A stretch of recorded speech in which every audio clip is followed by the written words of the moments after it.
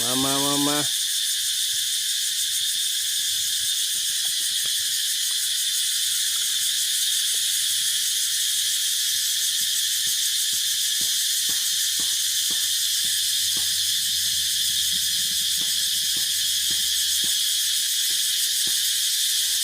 บรรยากาศตอนกินแล้วมา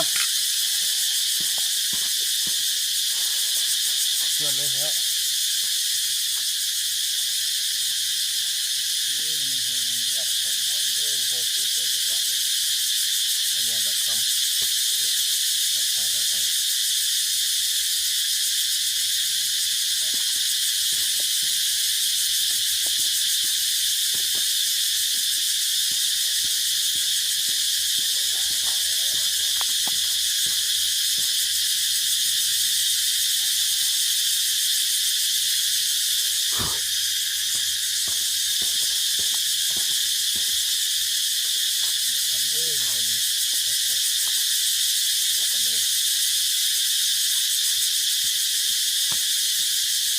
ล่างชาติเราถึงล่างเลย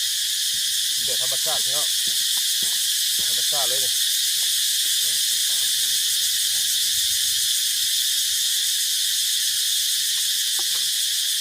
ก็ลงมาเลยเนาะโอ้ธรรมชาติเลย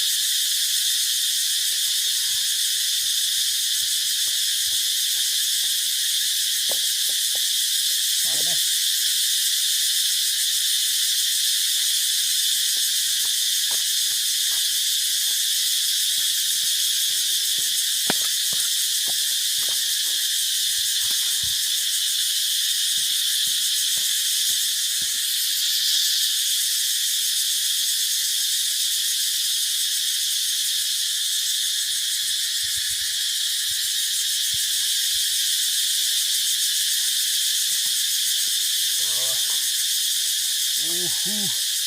เสร็จแล้ว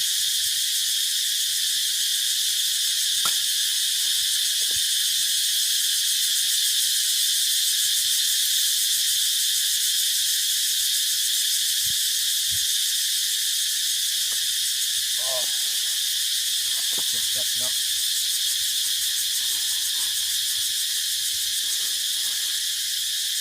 ลีนเขาเลย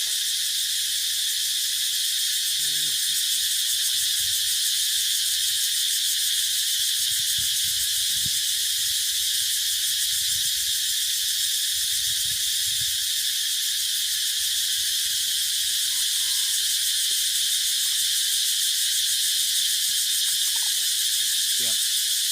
เจ้าเนาะ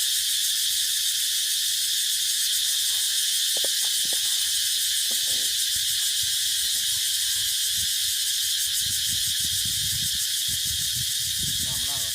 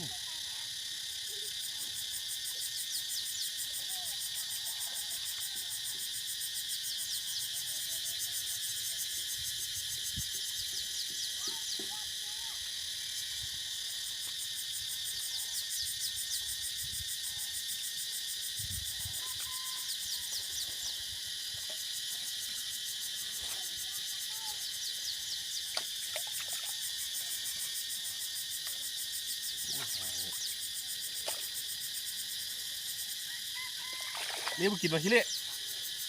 ทำไมเนี่ยงดฮะ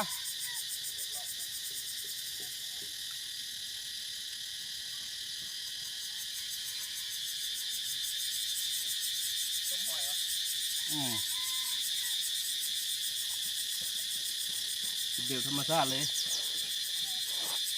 เนาะตัดเลยเจ็บมาก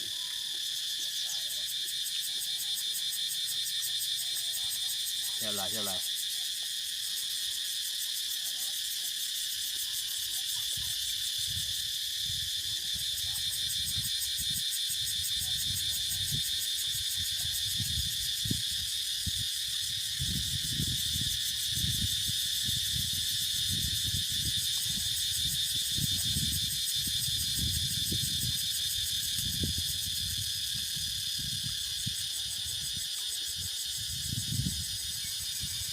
คนเดียวเนาะ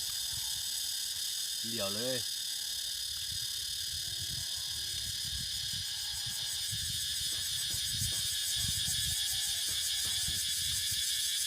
เจ้าเลยอยู่กลางธรรมชาติบ้านโบนองสีเนาะแซ่บผัก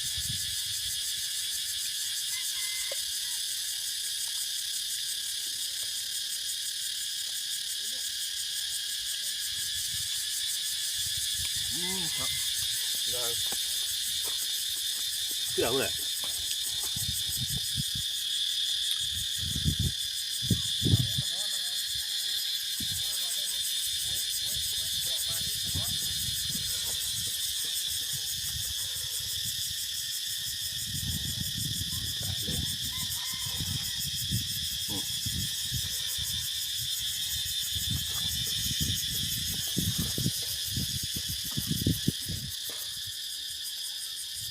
หมูควงวัววะหมูควงวัววะ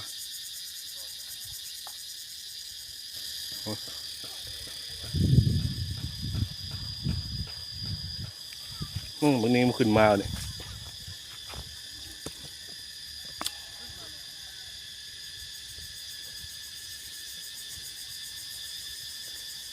มา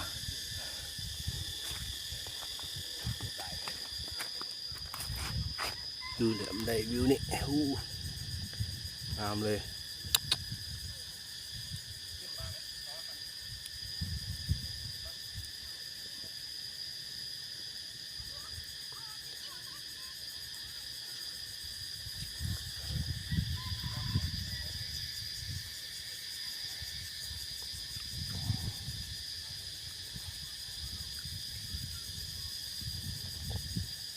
วิวได้วิวได้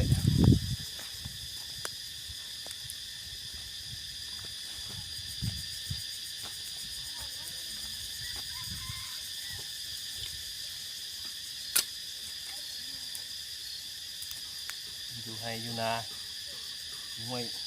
อยู่หนองเลยพี่น้องโอ้แซ่บเลยพี่น้องเนื้อเลยให้อยู่นามันได้กินเหมือนกันนะพี่น้องต้มหอยแท้หอยแซ่บแท้เนาะ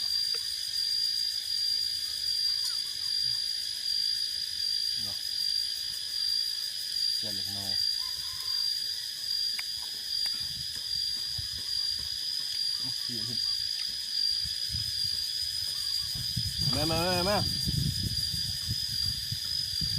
มารับมาเลย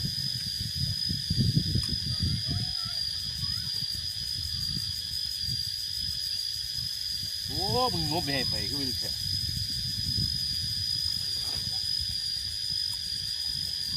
กินหอยกันนะอ๋อแล้วนะ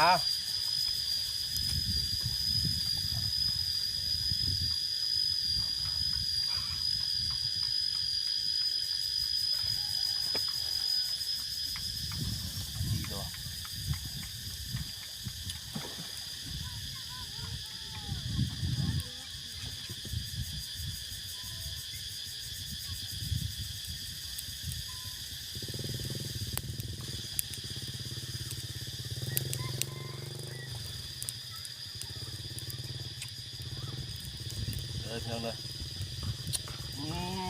เท่าไหร่เท่าไหร่พี่น้องเท่าไหร่เจียวของแท้เจียวพี่น้องสีมาโกเตะเจียวของแท้บรรยากาศได้พี่น้องเอ้ยก็เบลมาสบายดีพี่น้องอ่ะชีฟังในทางเราฝากกดติดตามเด้อทางกล้องยูทูบประเด็นแบ่งปันน้ำใจภาษาไทยเนาะเพื่อเป็นกำลังใจให้มันมีอยู่ต่อไปไม่รู้ว่าคนเดินคลิปอยู่เนาะ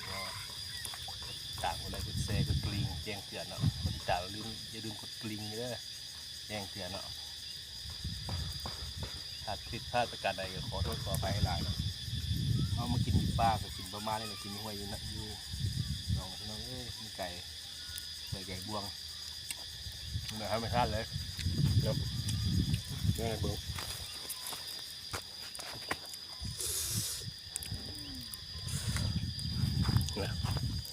ต่อไฟก็ดังเลยธรรมชาติเนาะไฟเป็นธรรมชาติเลยนะเกี่ยวน้ำล่างบรรยากาศได้พี่น้องเอ้ยวิวก็งามพี่น้องวิวงามเลยพี่น้องเอ้ยวิวงามเลยงามวิว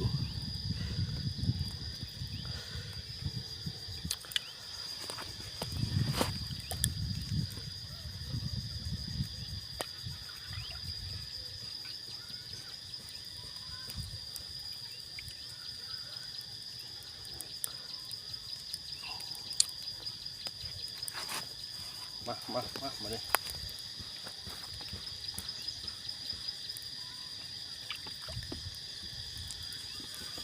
ไก่บัวก็ได้พี่น้องเอ้ยไก่บัวไปต้มเนาะได้ไก่บัวไปตำกินพี่น้องต้ม10 ปลาแกง10 ปลาก็ได้ไม่จุก็ได้เต็มคู่เลยพี่น้องหอยจุบหอยกับกี้ไปมือแรงมูวี่ยังมันชินมันพระมีงานกับมาหาอยู่หากินเลยพี่น้องทำมันสอกมาชาติไปแล้วให้หากินคุ้มปากคุ้มครองกันไปเนี่ยมากับบาวเดนนี่มือสบายดีเห็นไหมสบายดีซิลี่เป็นซิลี่วะ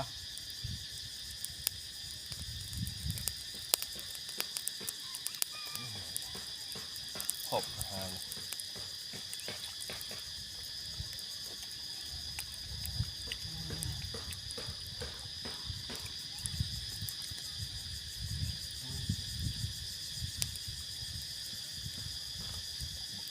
ห้กล้องเห็นคนเดียวเงี้ยเราปากมือหลาบหลาบบอกให้กล้องเห็นไหมบอกว่าเขาปลาขึ้นมาโอ้ทีเดียวมีปลาบอลลายมีไหมดิมีไหม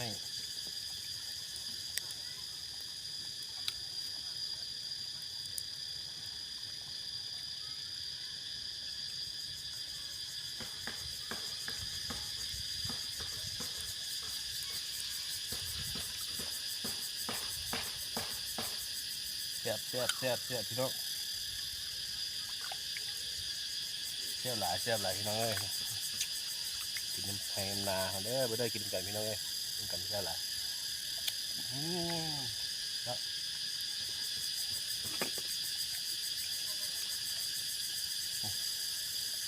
นี่ไงน้ำผุนละนี่ไงเริ่มมีหอยมาไข่มาอย่างไรพี่น้องก็ได้กินหอยกินของธรรมชาติแบบน้ำผุนกินน้ำไหม้น้องอย่างไรพี่น้องไข่เนื้อเลยบ้านนี่2 คนแหละทำงานเนาะนี่มันจะดีเขาวิ่งทำงานเห็นละลืมกดติดตามนะพี่น้องเนอะกดติดตามทางช่อง YouTube ก็เราเด็ดเมงก็น้ำใจพี่น้องเรา ภาษาไทยเด้อภาษาไทยเช็ดเข้าไปได้แล้วเขียนเป็นภาษาไทย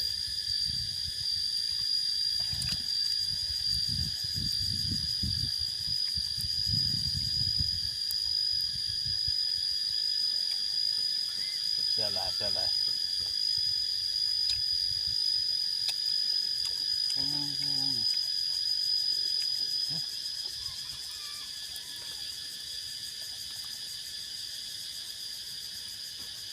ขี้ใส่ขี้เนาะใส่ขี้ขี้จะมีขี้จะมีขี้กันนะฮะเนี่ยขี้มันเก็บเดี๋ยวกินหญ้าแล้วเนาะงอฮะนี่ กินดิน เว้ยโยกี่บ้า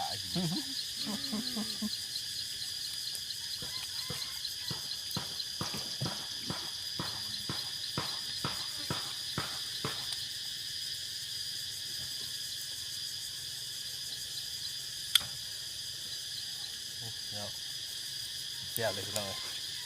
บรรยากาศวันทุ่งนาลังเสียบหลีพี่น้องเอ้ยน้องนาผู้ใดกินข้าวเสียบจะไปกินดูทุ่งไงทุ่งนาแก้มห่วยแก้มห้องเสียบเลยข้าวเสียบแน่นอนพี่น้อง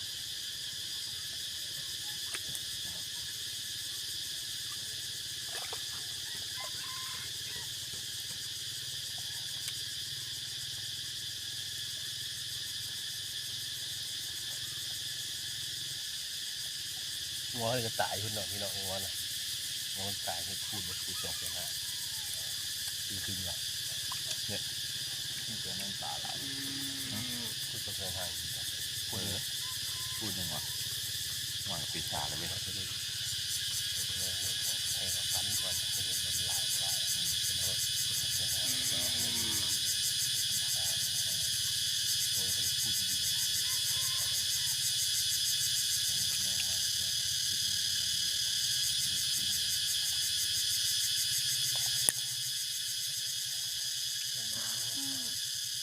นี่มาคนละ ปลาบ่อนบวกก็ลงทรงเสร็จแล้ว มีไม้อยู่เนี่ยเป็นเหรอมันก็ที่มีหลายนี่คือป่าบ้วนเลยบ้วนนี่ใช้คือตลอด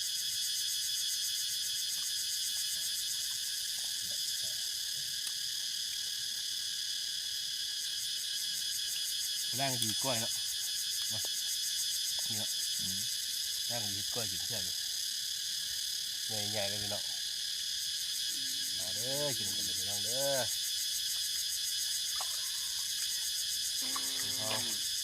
เกิดมาก็มียืนไม่กินพี่น้องเอ้ยหากินที่เก่ามื้อนี้เนาะพี่น้องเนาะหากินน้ำทุ่งหน่อยทุ่งนาที่เก่าตะกี้มองนี่กับแล้วเป็นมองหากินเป็นมองเป็นเด็กเคยมองมองลงป่ากับเมื่อกี้เนาะผ่านมาหลาย14,000นาหลาย3-4,000นาเนาะแล้วเรียนยังโอ้ยมันได้เกี่ยวมันไม่มีอยู่เนี่ยมันทำให้เกิดเงินรักไม้เนาะไม้น้ำไม่ใช่คนเงินสร้างกินมันที่มันมีเงินคนพี่น้องจริงๆปลาบินปลาแดงอะมามีคน ที่เป็นบึงบัวก็แล้วครับบัวเต้ บัวแดงนะที่เป็นบึงบัวแดงที่พี่น้องเม็ดบัวแดงเนี่ยบัวแดงแกงแล้วกับตำพุงแกงที่ปลาเนาะแซ่บบัวแดงตำเนาะตำแซ่บกันมา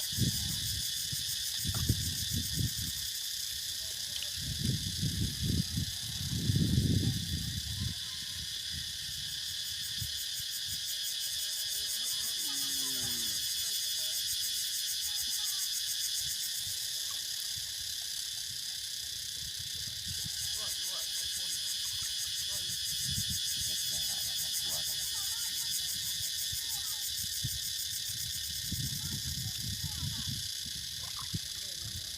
เด้อแซ่บ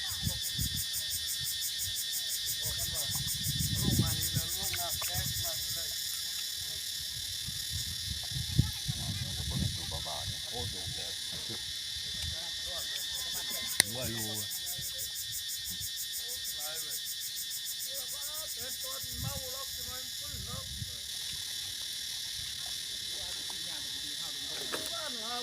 เป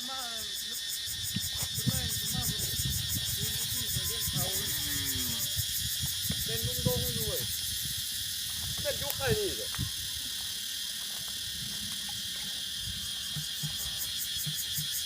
เจ้าหลวงเงินมันอย่างได้ยางมาอยู่เจ้าตอนนี้รถข้ามมาเพิ่งนี่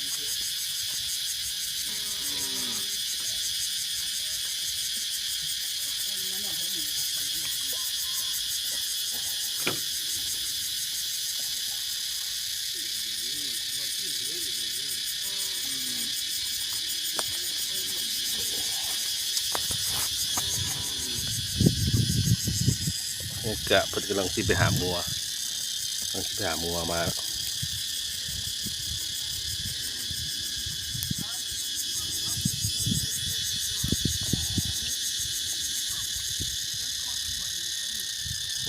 ำลังสิไปหามัวเพิ่นน่ะกำลังไปเอางัวเพิ่นตายงัวเพิ่นตายถึงมีเงาตอดพี่น้องที่มีเงาตอดกำลังสิมัดพยายามมาแล้ว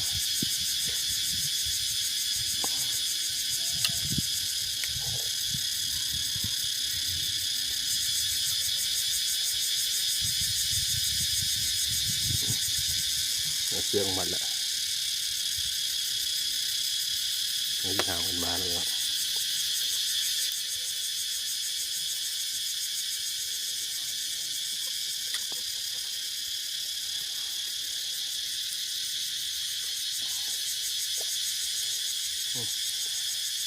นี่สดแล้วก็ทางมันมาละ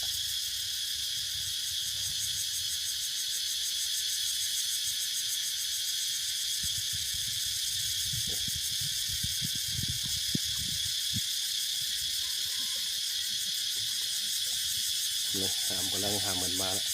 เดี๋ยวมาครัวปันพูดกันหัวมันตายถูกใหญ่ปะถูกใหญ่ปะถูกร้อยโลนะหมดวะบ่เหลือแล้ว100 โลนะถูกใหญ่เต็มมาเลยมาเห็ดครัวปันพูดขายแล้วใหญ่เลย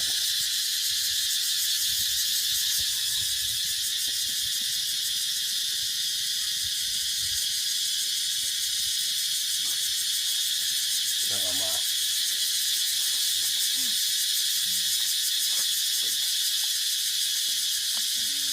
ใส่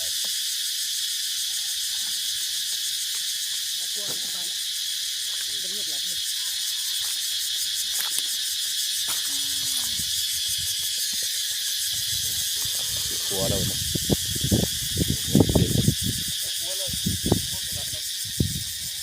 เดี๋ยวครัวปัดพูดครัวขายเนาะที่มีเงาตอดตายเป็นสายระยะเลยมีเงาตอด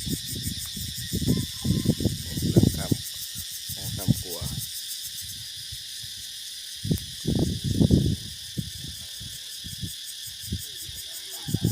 การโอ้เพิ่นตายเลยจังว่ามันชินครับพี่น้องว่าเขาจะพักผ่อนชีวิตกรรมกรแล้วพักผ่อนจนพวกเฮ็ดรายการกันไปเรื่อยไปงานต่อพวกกรรมกรในงานของเราเนี่ยครับมีงานเดียวกันงานมาจน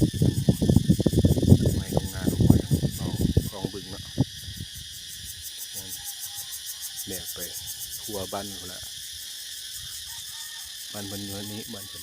เพื่อนคนอยู่นี่กำลังแบกกันไปทัว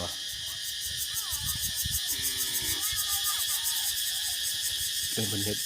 สวนเลยนี่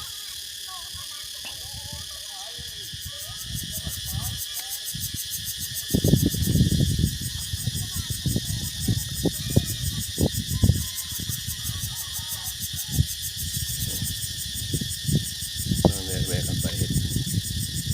อยู่ก็กิน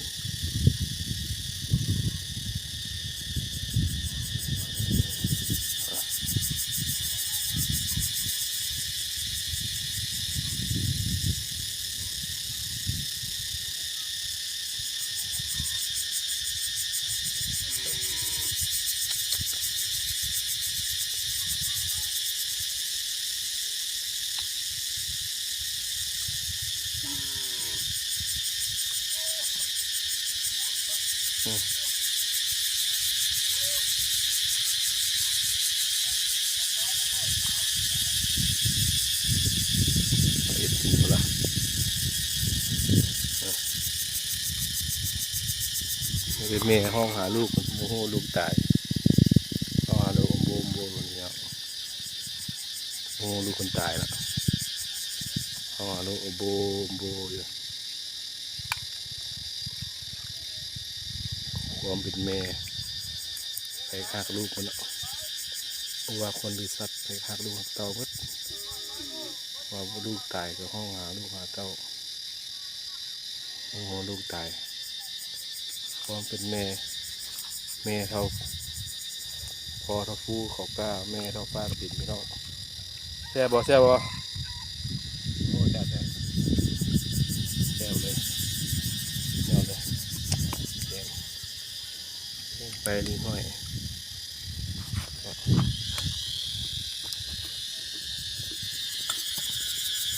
ไปนิดหน่อย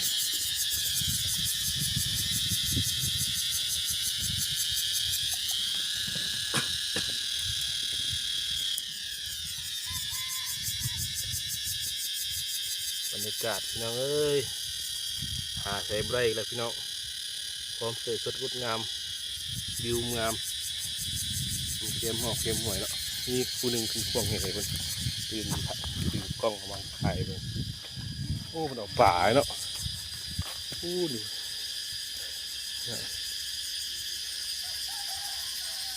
พูดเห็นได้เหี่ยวขาวแวบเดียวมันกัดเอาป่าเขาเดียวไปเลย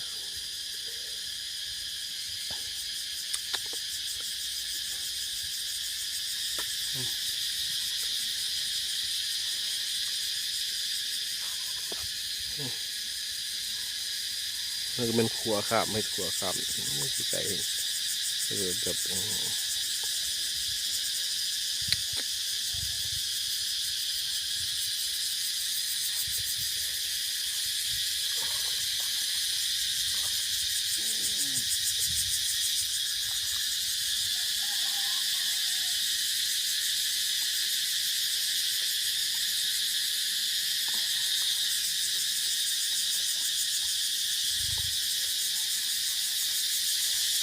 หมอน้อยๆให้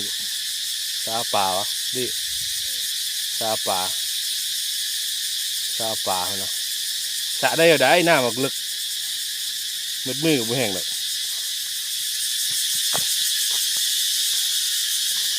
เป็นข้าวหอยเป็นเก็บมามีหอยจูบแล้วก็พี่หอยตะกั่วแล้วก็ดอกบัวจะไปตำแล้วไปแกงใส่ปลาแซ่บเดี๋ยว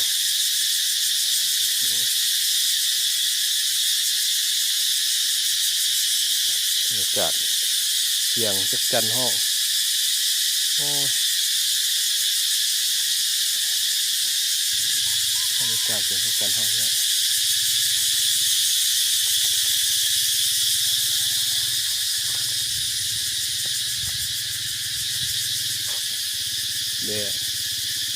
แม่ดูชอบอยู่ค่อยกินกัน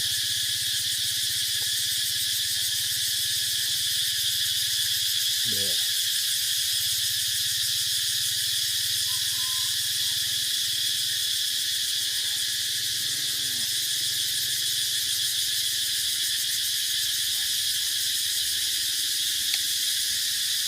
ต้องหาลูกตลอดหัว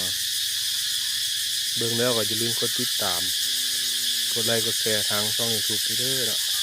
ที่ช่อง YouTube เราเดินแบ่งปันน้ำใจภาษาไทยเนาะเป็นภาษาไทยเชื่อเข้าไปทางไมค์